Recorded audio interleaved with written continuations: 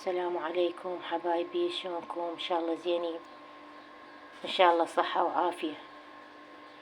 اليوم راح اسوي سمك حبايبي، وهذا تمن احمر سوينا.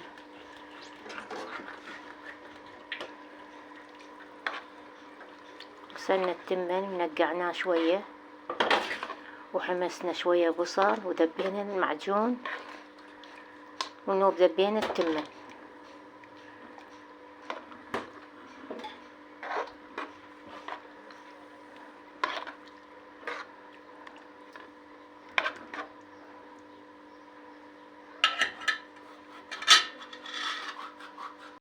هذا التمن خلص وجاي يتهدر. في هذا السمك هسه قصصته وملحته وخليت فوقه بهارات،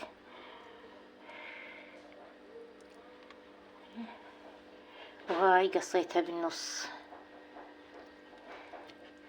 وخلينا بهارات عليها. هسه راح نقليها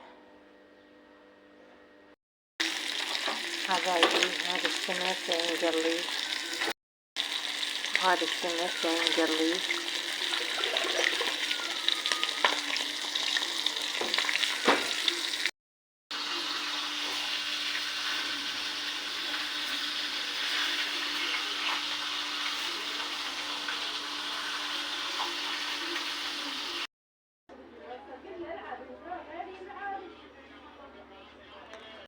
حبايبي راح اسوي كباب مال خضروات.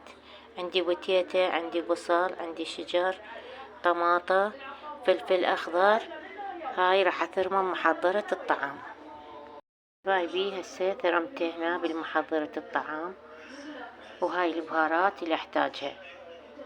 عندي بهارات السبعة، كركم، كمون. هنا راح اخلي شوية دارسين او نسميها قرفة.